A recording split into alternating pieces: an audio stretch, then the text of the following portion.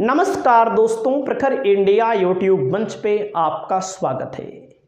आज की इस वीडियो में आपको बताने जा रहे हैं पंचायत चुनाव के बारे में।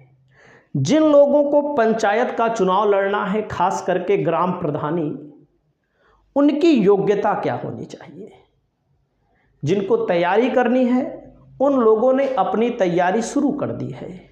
लोगों से नमस्कार करना, पैर छूना, चाय नाश्ता कराना, शादी विवाह में गिफ्ट देना और किसी के यहाँ अप्रिय घटना हो रही है तो मदद करना, लोगों ने जाना आना शुरू कर दिया है। क्योंकि 4 साल पूरा हो गया है, हो गया 4 साल, अब 5वें साल में पहुँचे हैं तो भाई तैयारी तेज है।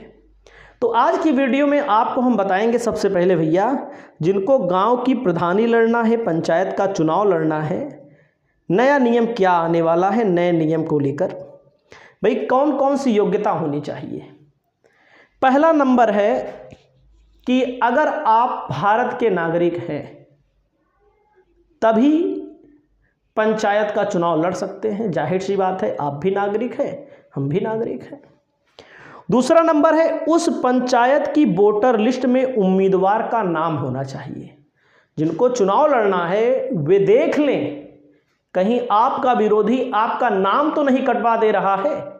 ये भी तो होता है, पता लगा आप चुनाव लड़ना चाहते हैं और पता लग गया आपके विरोधी को, तो आपका नाम ही कटवा देगा, तो आप कैसे चुनाव लड़ पाएंगे। जुगाड़ से नाम भी कटवाए जाते हैं, जुड़वाए जाते हैं।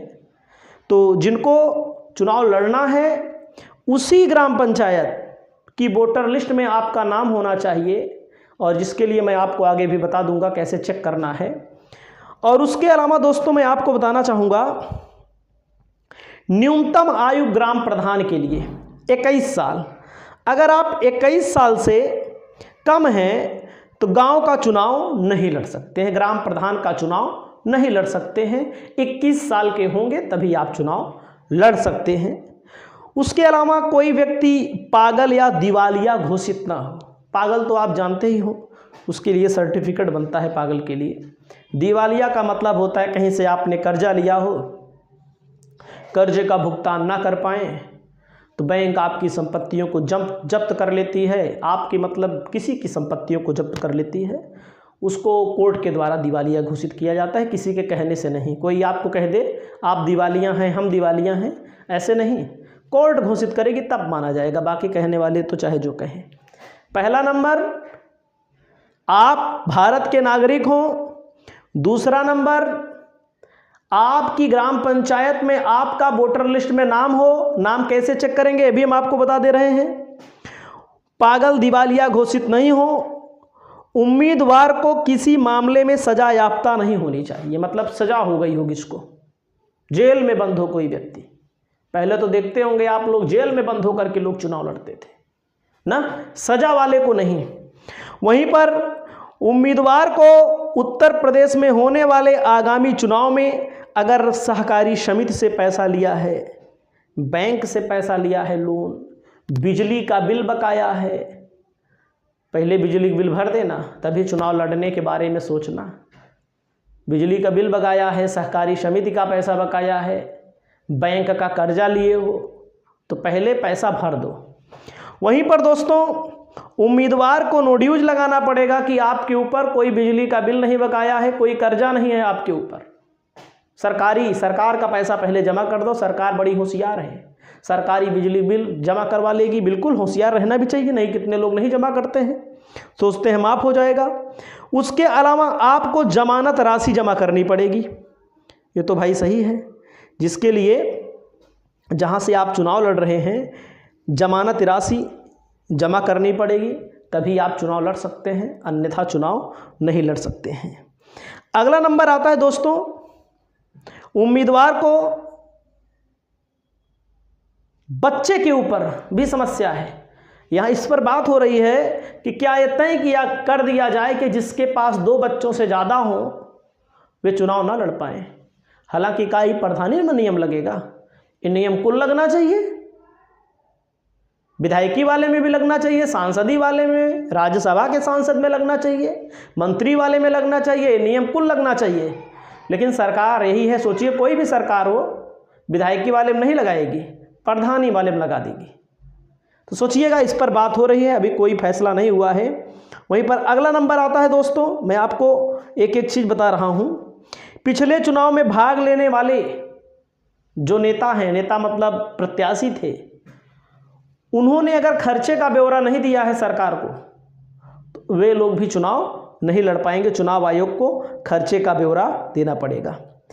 पहली बार चुनाव लड़ने वाले को सभी बकाया चुकाना पड़ेगा। कोई भी अगर आपने बकाया किया हो तो उसको भी चुकाना पड़ेगा। इसके अलावा अगर आपको चुनाव लड़ना है तो योग्यता मतलब जैसे आप ओबीसी हैं, ओबीसी जनरल में लड़ सकता है, सामान्य में लड़ सकता है। सीट भी आपके मुताबिक आनी चाहिए, सामान्य और जनरल, सामान्य और ओबीसी, ठीक, 2 हुआ। अगर महिला वाली आ गई तो आप नहीं लड़ पाएंगे, एससी वाली आ गई तब भी आप नहीं लड़ पाएंगे। आप अपने वाइफ को भी तैयार करा सकते हैं, अपने घर में माता जी को भी तैयार करा सकते हैं, दादी को भी तैयार करा सकते हैं, जिसको तैयार कराना चाहें तैयार करा सकते हैं। सही है कि नहीं? एससी ओबीसी वाले में नहीं लड़ पाएगा, बाकी सामान्य वाले में भी लड़ लेगा, एससी वाले में, और जर्नल वाले में ही लड़ सकते हैं। महिला जो होगी जर्नल की, वो जर्नल में लड़ सकती है, जर्नल महिला। ओबीसी वाली महिला एससी को छोड़कर जर्नल में भी लड़ सकती है और ओबीसी में भी लड़ सकती है। और इस मामले को लेकर के चुनाव कब होगा, बहुत सारे लोग कह रहे हैं चुनाव 2026 में होने की उम्मीद है। चुनाव को लेकर मैं आपको थोड़ा सा दिखा देता हूं, प्रधानी का चुनाव कब होगा। तो पंचायत चुनाव कितने चरणों में हो सकता है, सबसे पहले इसको भी आपको जान लेना है, संभावित तिथि भी जान लेनी है। 15 अप्रैल 2021 को पहले हुआ था, तो अब की बार भी 15 अप्रैल के बाद लगभग होगा। पिछली बार 19 अप्रैल को हुआ था, फिर अब की बात 19 अप्रैल 2026 को होगा। 26 अप्रैल को हुआ था, 5 साल होने के बाद अगर होगा तो मतगणना 2 मई तक यहाँ पर हो जाएगी।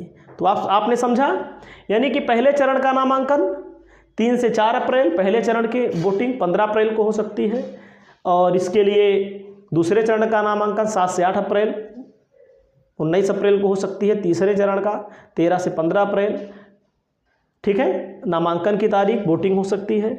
चतुर्थ 17 से 18 अप्रैल, चतुर्थ चरण की वोटिंग 29 को हो सकती है। तो एक ग्राम प्रधान का है। उसके बाद मैं आपको बताना चाहता हूं दोस्तों, जैसे पहला चरण, दूसरा चरण। पहले चरण में गाजियाबाद, सहारनपुर, रामपुर, बरेली, हाथरस, आगरा, कानपुर, प्रयागराज, महोबा, झांसी, अयोध्या, हरदोई, श्रावस्ती, गोरखपुर, जौनपुर, भदोही, संत कबीर नगर। दूसरे चरण में आजमगढ़, वाराणसी, महाराजगंज, गोंडा, सुल्तानपुर, लखीमपुर खीरी, प्रतापगढ़, ललितपुर, लखनऊ, चित्रकूट, इटावा, देख सकते हैं आप लोग, कन्नौज, एटा, बदायूं, मैनपुरी, अमरोहा, बिजनौर, गौतम बुद्ध नगर, बागपत और मुजफ्फरनगर। और उसके बाद तीसरे चरण में शामली, मेरठ, पीलीभीत, कासगंज, औरैया, फिरोजाबाद, मुरादाबाद, हमीरपुर, जालौन, कानपुर देहात, उन्नाव, अमेठी, बलिया, देवरिया, सिद्धार्थनगर, मिर्ज़ापुर, बाराबंकी, बलरामपुर, चंदौली। और उसके बाद देख सकते हैं चौथे चरण में यहाँ पर होगा, मतलब कि जहाँ पर पिछली बार हुआ था वहीं पर पहले चरण में होगा। बुलंदशहर, हापुड़, संभल, अलीगढ़, ये सब चीज़ें हैं आपके सामने। आपको क्या पूछना है कमेंट करके बताएंगे, हम आपके लिए तमाम चीज़ों को लेकर आएंगे। नमस्कार।